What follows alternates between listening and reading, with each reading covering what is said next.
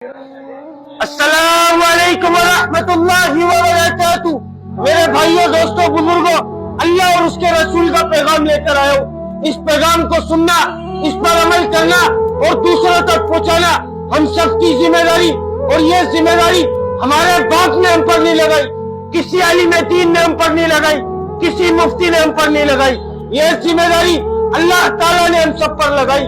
وہ اللہ قرآن پاک میں فرماتا ہے، جس کا مفہوم ہے، اے امت محمدیہ، تم افضل امت، تم بہترین امت، تمہیں بھیجا گیا۔ کس لیے بھیجا گیا؟ لوگوں کی نفع رسانی کے لیے۔ تم بھلی باتوں کا حکم کرتے ہو، بری باتوں سے منع کرتے ہو، اور ایک اللہ پر ایمان رکھتے ہو۔ بھائی الحمدللہ ہم سب کون؟ الحمدللہ ہم سب کون؟ الحمدللہ ہم سب مسلمان۔ ہم سب نے عظیم و شان کلمہ پڑھا، لا الہ الا اللہ محمد رسول اللہ۔ اس کلمے کے اندر ہماری روحوں نے اللہ سے اقرار کیا، وعدہ کیا کہ اللہ ہم دنیا میں جائیں گے، آپ کے حکم کو مانیں گے، آپ کے نبی کے طریقوں کے اوپر زندگی کو گزاریں گے۔ میرے بھائی دنیا میں آئے تو دنیا کی چمک کو دیکھا، دنیا کی رنگینیوں کو دیکھا، دنیا کی غلاظت کو دیکھا، دنیا کے گدر کو دیکھا، اور دیکھ کر اس کی گندگی کے اندر اپنے منہ کو ایسا مارا، ایسا مارا، ایسا مارا، جیسے یہ ہمارا ٹھکانہ ہمارے کو ادھر لے کر جاوے، ہماری عیاشی کر گئی ہے، جتنی عیاشی کرنی ہے ہمارے کو ادھر کرنی ہے۔ آخرت میں جو ہوگا دیکھا جائے گا۔ حدیث پاک میں کیا رہے کہ دنیا مسلمانوں کے لیے قید خانہ اور کافروں کے لیے جنت۔ نعوذ باللہ، کافروں کے ساتھ ساتھ ہم بھی اس کو اپنی عیاشی کا اڈا سمجھ بیٹھے، اپنی عیاشی کا اڈا سمجھ بیٹھے۔ حدیث پاک میں کیا رہے کہ دنیا مسلمانوں کے لیے قید خانہ اور کافروں کے لیے جنت۔ دنیا مسلمانوں کے لیے قید خانہ۔ مان لو میرے بھائی ہم لوگ قید خانے کے اندر ہے، مان لو میرے بھائی ہم لوگ قید خانے کے اندر ہے۔ ہماری عیاشی کرنے کی جگہ نہیں ہے، یہ نہیں ہے۔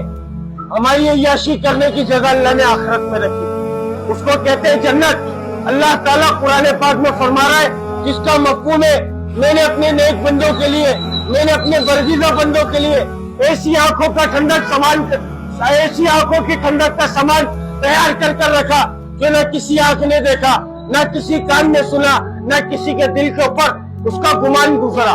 میرے بھائی اللہ تعالیٰ ہم سب سے یہ چاہ رہا ہے، میرا بندہ میرے پاس آ جائے اور کامیاب ہو کر آ جائے۔ میرے بھائی کامیابی کا دار و مدار اللہ تعالیٰ نے کسی سوچ میں، کسی چلاکی میں، میری ذہانت میں، میرے مال میں، میری دکان میں، میرے بنگلے میں، میری گاڑی میں، میرے لالچ میں، میری ہوشیاری میں، میری چلاکی میں، خدا کی قسم، خدا کی قسم کسی چیز میں کامیابی کا دار و مدار نہیں رکھا۔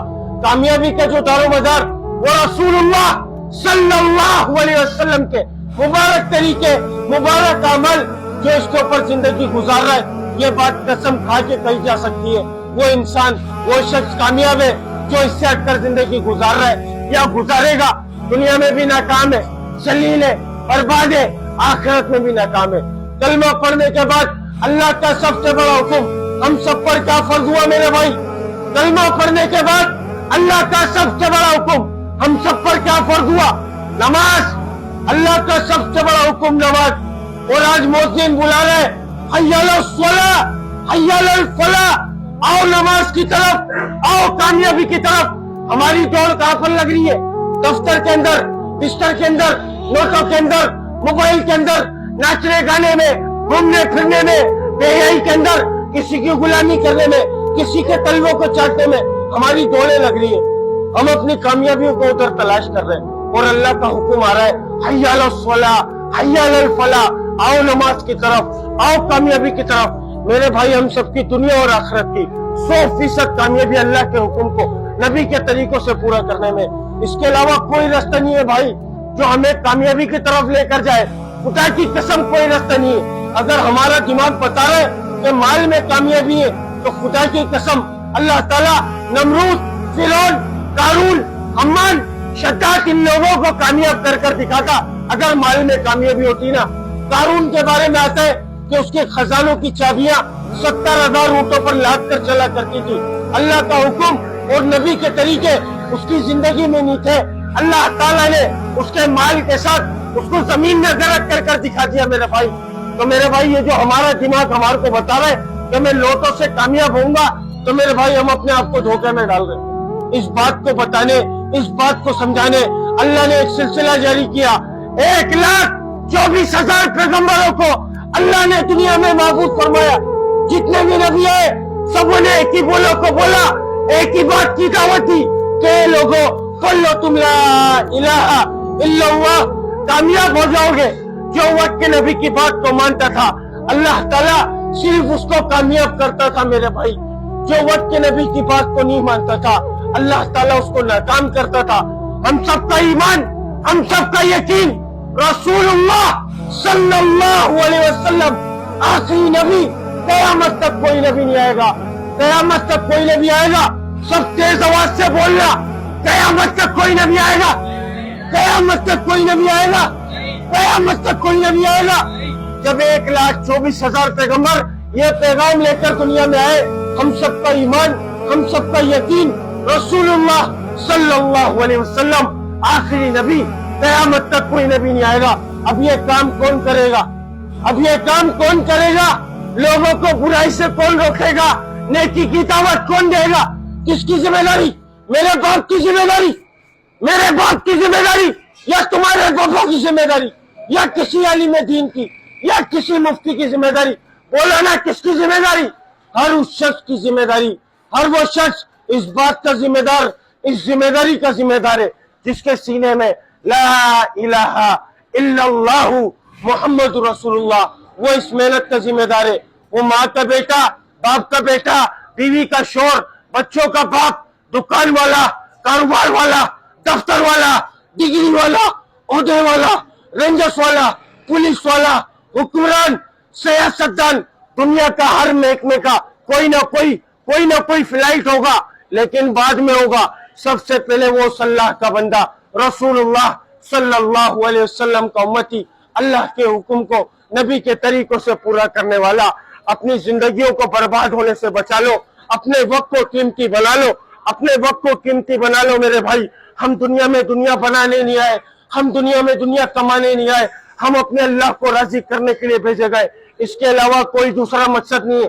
اگر ہمارا دماغ ہمارے کو بتا رہا ہے کہ میں چلوں گا تو میرا گھر پلے گا، میں کماؤں گا تو میرا گھر پلے گا، خدا کی قسم یہ ہم اپنے آپ کو دھوکے میں ڈال رہے، کیونکہ میرے رب نے قرآن پاک میں فرمایا، ہم سب کے لیے فرمایا، ہم آپ سے معاش نہیں چاہ رہے، معاش کہتے ہیں روزی کو، ہم آپ سے معاش نہیں چاہ رہے، معاش ہم آپ کو دیں گے، بہتر انجام پرہیزگاری ہے میرے بھائی۔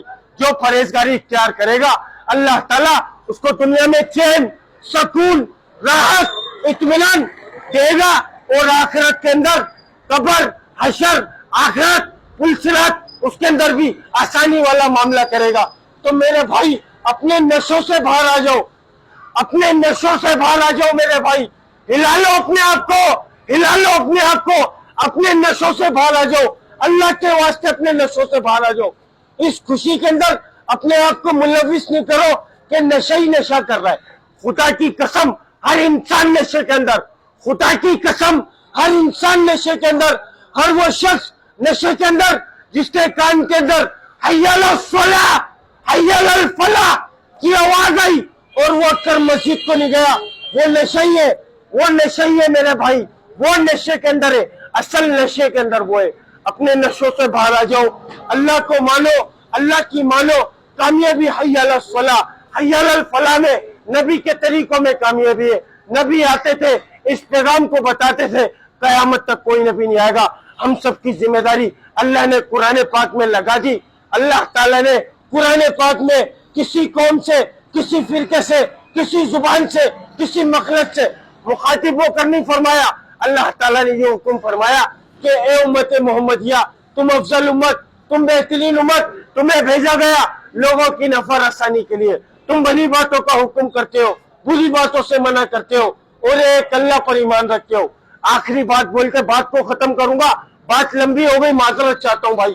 قبر کے اندر سب سے زیادہ دو چیزوں کے اوپر عذاب ہوگا، ایک جان پوچھ کر نماز چھوڑنے کے اوپر، اور ایک پیشاب میں احتیاط نہ کرنے کی وجہ سے۔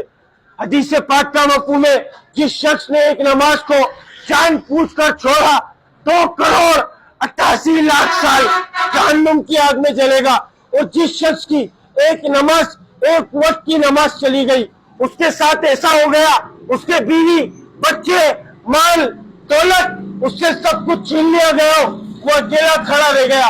اتنا خسارہ ایک نماز چھوڑنے میں۔ اگر کوئی بات بری لگی ہو تو بھائی معذرت چاہوں گا، کیونکہ نہ کوئی عالم ہوں نہ کوئی مفتی ہوں، سیکھنے والا ہوں۔ اللہ تعالیٰ ہم سب کو سیکھنے کی توفیق عطا فرما دے۔ السلام علیکم ورحمۃ اللہ وبرکاتہ۔